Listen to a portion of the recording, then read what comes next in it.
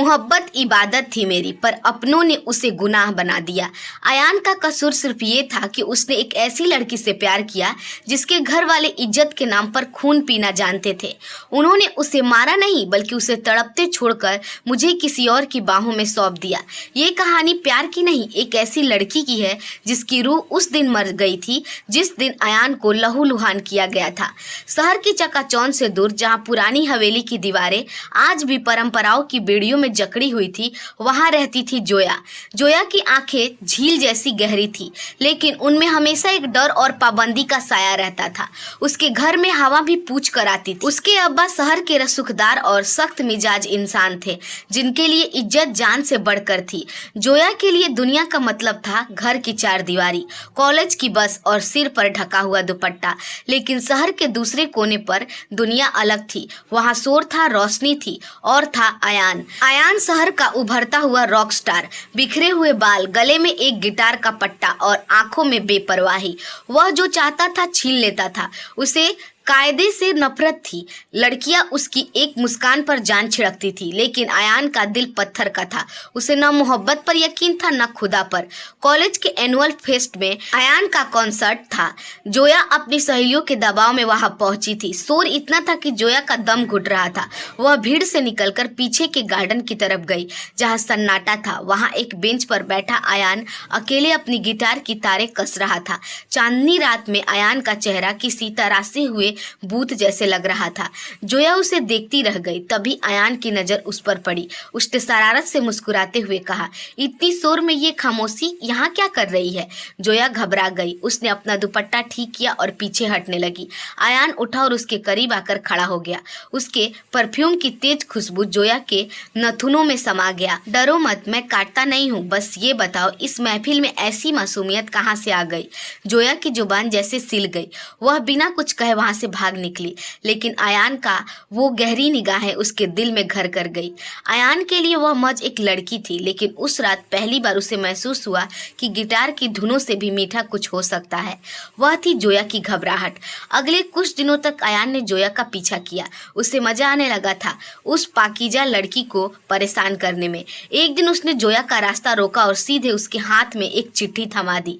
कल शाम 6 बजे पुराने किले के पीछे। अगर नहीं आई तो तुम्हारे घर से बाहर गिटार बजाकर पूरे मोहल्ले को बता दूंगा कि जोया मेरी धुन पर नाचती है।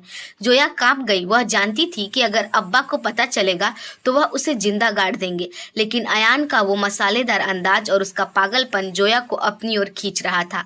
वह गई किले पर और पुरानी दीवारों के साये में, जहां सूरज ढल रहा था, अयान इंतजार कर रहा था। आ ही गई आखिर। अयान ने उसे चिढ़ाते हुए कहा, तुम चाहते क्या हो मुझसे? हमें कोई देख लेगा तो अनर्थ हो जाएगा। जोया की आवाज में रोना था। अयान उसके बेहद करीब आया, इतना करीब कि जोया उसकी गर्म सांसें अपनी गर्दन पर महसूस कर रही थी। उसने जोया के चेहरे से उसकी लट हटाई और फुसफुसाया, मुझे अनर्थ ही पसंद है जोया। तुम्हारी ये शराफत, ये कायदे, इन्हें तोड़ने का मन करता है। उस शाम उन दोनों के बीच एक अनकहा रिश्ता शुरू हुआ। अयान उसे दुनिया की वो बातें बताता जो जोया ने कभी नहीं सुनी थी, और जोया उसे अपनी पाबंदियों का दर्द सुनाती। अयान को उस मासूमियत से प्यार होने लगा था और जोया को उस आवारागिरी से। लेकिन यह मोहब्बत सिर्फ फूलों की सेज नहीं थी। जोया के भाई हासिम को शक हो गया था कि वह शहर का नामी गुंडा था और अपनी बहन की हर हरकत पर नजर रखता था। एक रात जब जोया अयान से मिलकर वापस लौटी तो घर के बरामदे में लाइट जल रही थी। सामने अब्बा और भाई खड़े थे। जोया के हाथ में अयान का दिया हुआ एक गुलाब था। ये क्या है जोया? अब्बा की कड़कती आवाज ने सन्नाटा चीर दिया। जोया का कलेजा मुंह को आ गया। उसने गुलाब पीछे छुपाने की कोशिश की, लेकिन हासिम ने झपट कर उसका हाथ पकड़ लिया और गुलाब छीन लिया। ये खुशबू तो इस घर की नहीं है। कौन है वो कुत्ता जिसके साथ तू अपनी और हमारी इज्जत नीलाम कर रही है? हासिम ने जोया को जोरदार थप्पड़ मारा। जोया फर्श पर गिर पड़ी। उसकी आंखों से आंसू बहने लगे। उधर अयान अपने कमरे में गिटार बजा रहा था, बेखबर कि उसने जिस आग से खेलना शुरू किया है वह उसके और जोया के पूरे वजूद को भस्म करने वाली है। हवेली के उस ठंडे फर्श पर गिरी जोया के गाल पर उंगलियों के निशान उभर आए थे। अब्बा की खामोशी थप्पड़ से ज्यादा चुभ रही थी। हासिम ने उसका हाथ मरोड़ते हुए चिल्लाकर पूछा, बता जोया, कौन है वो? अगर मैंने खुद पता लगाया तो उसकी लाश भी नसीब नहीं होगी तुझे। जोया ने सिसकते हुए झूठ बोल दिया, कोई नहीं भाई, वो बस रास्ते में एक लड़का, उसने जबरदस्ती थमा दिया। हासिम की आंखों में शक की चिंगारी अभी बुझी नहीं थी। उसने जोया का फोन छीना और उसे कमरे में बंद कर बाहर से ताला लगा दिया। आज से तेरा कॉलेज बंद, तेरी सासें भी इस कमरे की इजाजत से चलेगी। इधर शहर के दूसरे कोने पर आयान अपने पेंट हाउस की बालकनी में खड़ा सिगरेट के धुएं के छल्ले बना रहा था। उसने जोया को 10 बार कॉल किया था लेकिन फोन बंद था। उसके दिल में अजीब सी हलचल थी। वह रॉक स्टार जो किसी की परवाह नहीं करता आज एक सीधी सादी लड़की की खामोशी से पागल हो रहा था। उसने अपने दोस्त विकी से कहा, गाड़ी निकाल विकी, मुझे जोया के घर जाना है। विकी ने उसे रोका, पागल हो गया है आयान, उसके घर वाले कसाई है, वहां जाना मतलब अपनी मौत को दावत देना है। आयान की आंखों में एक अलग ही जुनून था।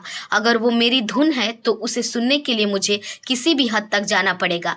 रात के 2 बज रहे थे। जोया अपने कमरे की खिड़की से बाहर अंधेरे को निहार रही थी। उसकी आंखों से आंसू सूख चुके थे।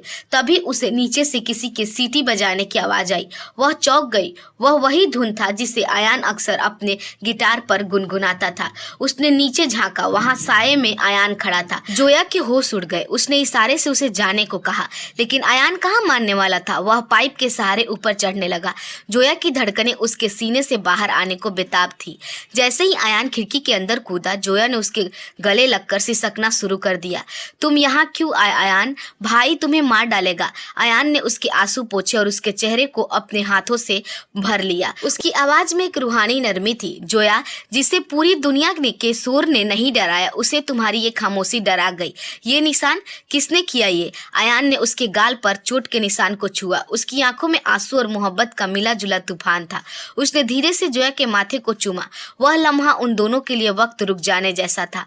पाबंदियों की दुनिया बाहर रह गई थी और उस कमरे के अंदर सिर्फ 2 धड़कनें थी। चलो मेरे साथ जोया, इस कैद से दूर जहाँ सिर्फ मैं और तुम हो। आयान ने उसका हाथ थामते हुए कहा। जोया हिचकिचाई। मैं नहीं जा सकती आयान, मेरे खानदान की इज्जत। आयान ने मुस्कुरा कर कहा, मोहब्बत बदनाम होती है जोया, इबादत नहीं, और मैं तुम्हें अपनी इबादत बनाना चाहता हूँ। तभी अचानक बाहर गलियारों में भारी जूते की आवाज सुनाई दी। हासिम जाग गया था। जोया का रंग उड़ गया। आयान छुप जाओ जल्दी। आयान ने पीछे मुड़कर देखा। छुपने की कोई जगह नहीं थी। उसने जोया को अपनी बाहों में भरा और खिड़की की ओर बढ़ा। लेकिन तभी कमरे का दरवाजा धड़धड़ाते हुए खुला। सामने हासिम खड़ा था। उसके हाथ में पिस्तौल थी। रोशनी पड़ते ही उसकी नजर अपनी बहन की बाहों में लिपटे उस आवारा रॉक स्टार पर पड़ी। तो ये है वो चूहा, हासिम ने दांत पीसते हुए कहा और पिस्तौल का घोड़ा चढ़ा दिया। आयान जोया के आगे ढाल बनकर खड़ा हो गया। गोली चलानी है तो मुझ पर चला, क्योंकि इसे छूने के लिए तुझे मेरी लाश से गुजरना होगा। हासिम ने बंदूक तानी, लेकिन तभी पीछे से अब्बा की आवाज आई, रुको हासिम, इसे गोली मत मारो। इसे मारना तो बहुत आसान सजा होगी। इसे वो दिखाओ जो मौत से भी बदतर हो। अब्बा के चेहरे पर एक शैतानी मुस्कान थी। उन्होंने जोया की ओर देखा और कहा, कल सुबह जोया का निकाह शहर के सबसे बड़े कसाई सलमानी से होगा और आयान, तुम अपनी आंखों से अपनी मोहब्बत की डोली उठते देखोगे, वो भी बेड़ियों में जकड़े हुए। हवेली की फिजाओं में अब सिर्फ डर का और सन्नाटा था। आयान को हासिम के गुंडे ने अधमरा करके तहखाने में डाल दिया था। उसके गिटार बजाने वाले हाथ, जिनसे वह धुन निकला करता था, आज लोहे की जंजीरों में जकड़े हुए थे। उसके चेहरे पर खून के निशान थे, लेकिन आंखों में अब भी वही जिद थी। उधर ऊपर वाला कमरा जोया को दुल्हन की तरह सजाया जा रहा था। सुर्ख लाल जोड़ा, भारी गहने और चेहरे पर गहरा मेकअप, लेकिन उस चमक के पीछे एक मुर्दा रूह छिपी हुई थी। उसकी आंखों में आंसू काजल को बहा ले जाने की कोशिश कर रही थी, पर सहेलियां बार बार उसे ठीक करती। लेकिन अब्बा कमरे में दाखिल हुए। उन्होंने जोया के सिर पर हाथ रखा, पर उस स्पर्श में ममता नहीं, एक कसाई की ठंडक थी। जोया, सलमानी बाहर इंतजार कर रहा है। याद रखना, अगर निगाह के वक्त तेरी जुबान से कबूल है के अलावा और कुछ निकला तो तहखाने में बंद उस लड़के की चीखें इस हवेली की दीवारों से बाहर ना जा पाएगी। जोया का गला सूख गया। अब्बा रहम कीजिए, वो बेगुनाह है। अब्बा मुस्कुराए। मोहब्बत में कोई बेगुनाह नहीं होता बेटी, या तो वो गुनाह होती है या तो सजा। हवेली के आंगन में महफिल सजी थी। शहर के रसूखदार लोग आए थे। सलमानी, जो उम्र में जोया के अब्बा के बराबर था, अपनी पान से रंगी मुस्कान के साथ मसनद पर बैठा था। उसकी आंखों में हवस की चमक साफ दिख रही थी। तहखाने में आयान ने अपनी पूरी ताकत समेट कर जंजीरों को झकझोरा। उसकी कलाई से खून रिसने लगा था, पर उसे दर्द महसूस नहीं हो रहा था। उसे बस जोया की वो सिसकियां सुनाई दे रही थी, जो शायद किसी और को सुनाई न दे। उसने पास पड़े एक लोहे के पाइप को अपने दांतों से पकड़कर जंजीर के कुंडे में फंसाया।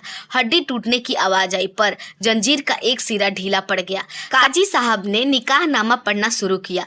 जोया बिन्नते रहमान, क्या आपको सलमानी वल्लद इब्राहिम के साथ ये निकाह अपनी पूरी मर्जी से कबूल है? पूरे मजमे में सन्नाटा छा गया। जोया की नजरें झुक गई। उसने दूर झरोखा से देखा, जहां से तहखाने का रास्ता जाता था। उसने मन ही मन आयान का नाम लिया।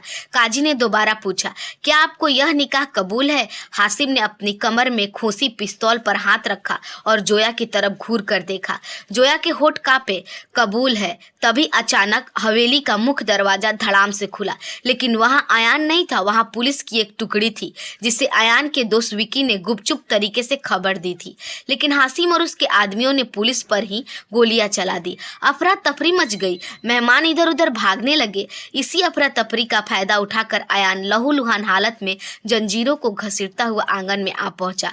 उसका सफेद कुर्ता खून से लाल हो चुका था। उसने सलमानी को धक्का दिया और जोया का हाथ पकड़ लिया। मैंने कहा था ना जोया, तुम्हें छूने के लिए इन्हें मेरी लाश से गुजरना होगा। हासिम ने चिल्लाकर आयान पर निशाना साधा। कुत्ते, आज तेरा अंत मेरे हाथ ही लिखा है।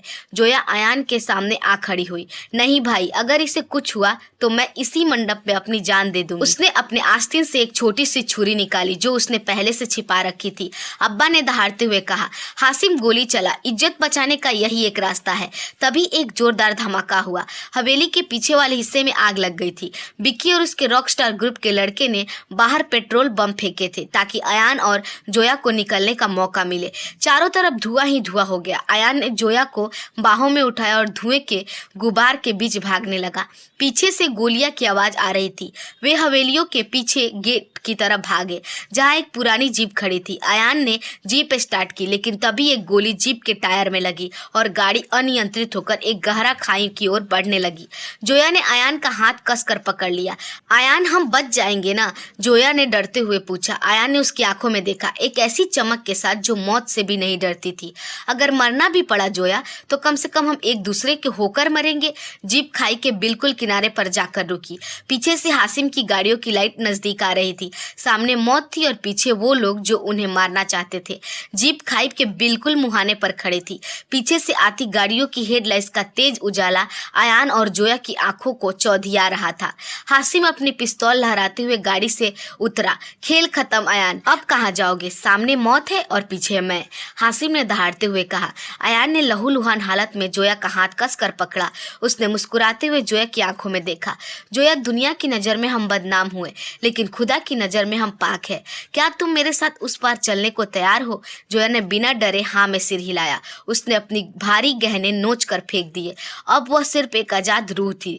जैसे ही हासिम ने गोली चलाने के लिए उंगली दबाई, आयान ने जीप का हैंड ब्रेक खींच दिया और पूरी ताकत से एक्सीलरेटर दबाया। जीप सीधे खाई की ओर बढ़ी, लेकिन ठीक उसी पल बिक्की और उसके दोस्तों ने बाइकर्स गैंग के पीछे से आकर हासिम की गाड़ियों को टक्कर मार दी। अफरा तफरी में हासिम का निशाना चूक गया। जीप खाई में गिरने के बजाय एक मजबूत चट्टान पर आकर अटक गई।